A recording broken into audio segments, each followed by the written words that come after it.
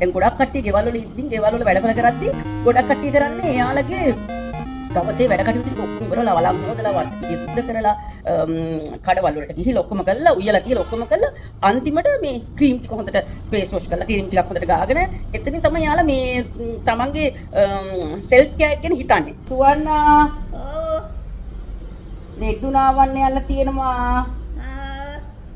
මගේ අර බඩු ටික ඔක්කොම ගේඩෝ. සුවර්ණා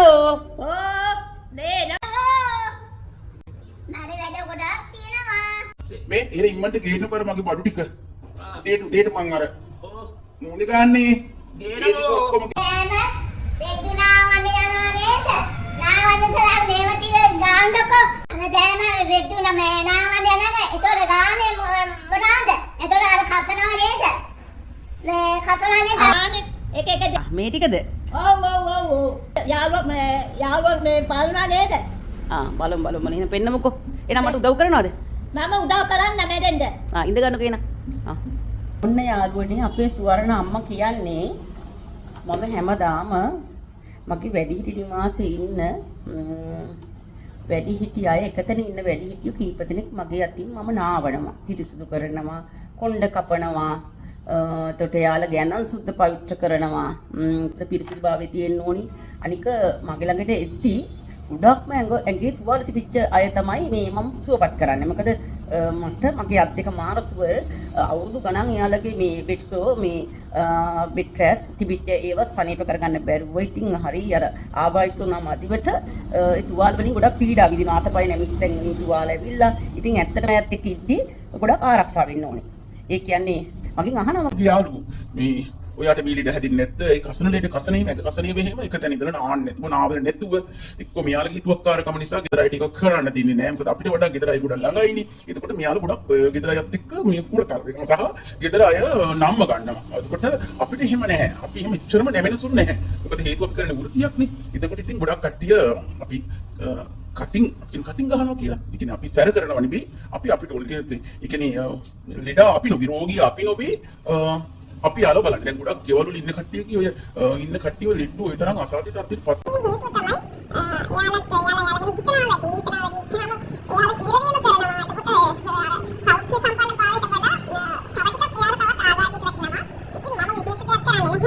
ඩෙටෝල් එහෙම යකට ගන්න සැරයි. ඉතින් මම උදේට මේ අපේ සුවර්ණ කියන්නේ මේ මම කරන්නේ ඖෂධීය දේවල් නෙවෙයි.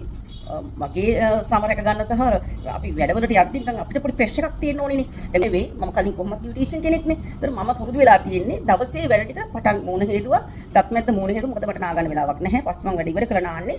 මම ඉස්සෙල්ලාම කරන්නේ අනිත් අය පසුවට කරන ටික මම ඉස්සර වෙලාම කරනවා. මම ඉස්සෙල්ලාම අනුක්‍රීම් ටිකක් ගෝනවා. ඉතින් අපේ සුවර්ණාව මම මේ සක්‍රීම් එහෙම ක්‍රීම් අධ්‍යාත්මික ගාන එක දිහා හොඳට බලනවා. ඔව්. නේ සංක්‍රීම් ටිකක් මම මූණේ ගාගත්තා. මොකද ඒ ගාගත්තාම මට හොඳයි. මොකද එළියෙත් මම වැඩ කරනවානේ.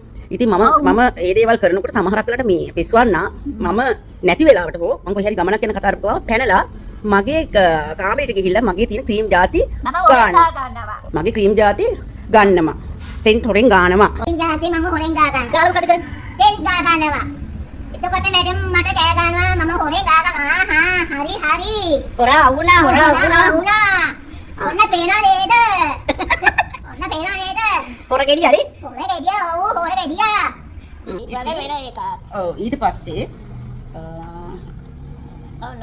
ඊට පස්සේ මෙන්න මේකෙන් වැස්ලින් එකේ තොලට එක.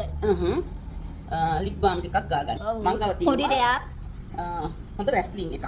වැස්ලින් බොඩි ලෝෂන් එකක්. ඒ මොනවාද ඒ? ජෙලි වගේ. පොඩි වැස්ලින් ටිකක් දැම්මා. මෙන්න ඇලෝ ජෙල් එක. මම නැතුවම බැරි. ජෙලි වගේ ඒක. නෙල්ලි වගේ.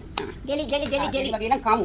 ඇලෝ ජෙල් එකෙන් ටිකක් අරගෙන අර සංක්‍රීම් වලින් පොඩි නේ ගාන වැඩි රුපියල් 1000ක්. නේද මේක? කීයද කියලා දන්නේ නැහැ. 1000ක් විතර මේක පොඩ්ඩනේ තියෙන්නේ. මේක ටිකක් ඕක මූණේ අතුල ගන්නවා. නේ. නැතුව ඉන්නකෝ. සංක්‍රීම් එකෙන් ටිකක් අරගෙන ඇලෝ ජෙල් එකෙන් ටිකක් අරගෙන ඊට පස්සේ වැස්ලින් වලින් ටිකක් අරගෙන අත් දෙක ආරක්ෂා වෙන්න, අත් දෙක පැහැපත් වෙන්න. කකුල් දෙක ලැජ්ජායි. හරි. ඕ ටිකක් සුවර්ණ මට ටික කියන්න එක දෙන්නකෝ. දැන් මේ වෑන් ටිකක් අරගෙන මම අත් ටික යහමින් ගන්න. මට යහමින් ගන්න සංක්‍රීම් එක මදි. ඊට පස්සේ මේ යහමින් ගන්න දන්නවද? දැන් මේ ලෙඩු නාවනකොට මට අත් දිගට කසනවා. නෑ අත් දිගට අඳින්න බෑ අමාරු දාඩියයිනේ. එතකොට අත් කපපු ස්කිනර්ස් වගේම තමයි මම ලෙඩු නාමත් අඳින්නේ. ඊට පස්සේ මම මේක හොඳට ගාන ඉතින් කකුල වලක් ගානවා මම පෙන්නන්නේ නැහැ. නමුත් කකුල වලක් ගානවා. හොඳට ගානවා. සමහරක් කරන් මට මෙහෙම ගා ගන්න බැරි වෙච්චාම මම සුබන ලව්වත් ගාවනවා. නේ? සුබන ගාන්න කියලා. මටයි. හරි. හොඳට බදාම එකක් වගේ. ඒක අර ගාවර වල ලෙඩුන්ගේ ඇඟේ තියෙනවා ඔක්කොම මගේ ඇඟට එහෙනවා. ඒ නිසා මම මේක හොඳට ගාන හොඳ කට්ට. මොකද මම ගෙනාපු සන් ක්‍රීම් එක මේ ඉස්සර ලොකුවට ගාන්න බෑ. පොඩ්ඩනේ තියෙන්නේ. හරි ගණන්නේ ඊට පස්සේ මම ටක් ගාලා ඉතින් මම කොන්නේ මේ දවස්වල හොඳටම ගිහිල්ලා තියෙන්නේ. ඊට පස්සේ මම ටක් ගාලා කරන වැඩේ මෙන්න වගේ මොහොතෙල් කුලි වගේ වා. මොහොතෙල් කුලි නෙමෙයි. මෙන්න මේ වගේ මම කියන මොහොතෙල් කුලි වගේ කියලා. විටමින් E කරා දෙකක් ටක් ගාලා කුන්නේ නැතස් කරනවා. නේ ගා ගන්න. මොකද දෙඩු ටික නමන්න මට පැය දෙකක් විතර යනවනේ. එතකොට මට මේ කොණ්ඩෙට මේ ටික හොඳට අතුල උරා ගන්නවා. ඊට පස්සේ මේ මම මේ හදපු රෝස්මෙරි එතකොට සුදු පොල් තෙල් මේක දාලා තියෙන සුදු පොල් තෙල් රෝස්මෙරි උළුහාල් කළු දුරුවට කීපයක් දාලා හදාගත්තා. මට තාම මතක නැහැ මොනවද දෙන්න කියලා. සුවන්න මේක සුවඳ බලන්න. ඔබින්න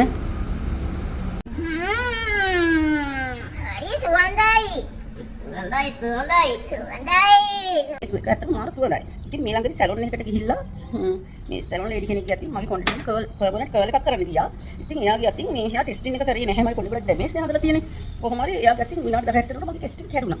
මම ඉතින් අර මොකද කියන්නේ කියන්නේ මොකද හේතුව මමත් මීට කලින් වසර ගානක් බියුටි ශාස්ත්‍රයේ රූපලාවන්‍ය ශාස්ත්‍රයේ හිටපු කෙනෙකුට අපේ අතින් අත්තරදී ඕන තරම් වෙනවා.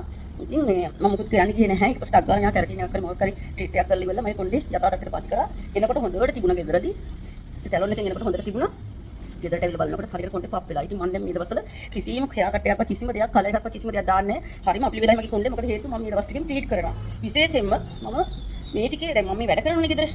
දැන් මේ මෙතන වැඩ කරනකොට මම මේ ටික ගාගෙන තමයි මම වැඩ කරන්නේ. මොකද එතකොට මට හරියටම ලෙඩුන්ගේ වැඩ ටික ඉවරනකොට මේක උඩට ඔළුවට ඇබ්සෝල්බ් වෙලා.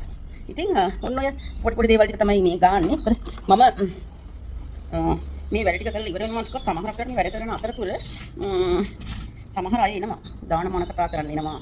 එතකොට අඳුරන අය එනවා යාළු වෙනවා. මම හරි කැට දෙන්න බෑනේ මම. ඉතින් මම චූට්ටක් වගේ නිකන් දෙපාන්දට මේකප් දාන්න බෑ. දැන් චූට්ටක් අර BB ක්‍රීම් එකක් තියෙනවා. මේ BB ක්‍රීම් එක මොකේද? ඔය වගේ. මේ BB ක්‍රීම් එකෙන් පොඩ්ඩක් ගා ගන්නවා. ඒක හැමදාම නම් ගන්න නෑ ඉඳලා හිටලා. ගාන්නම මේ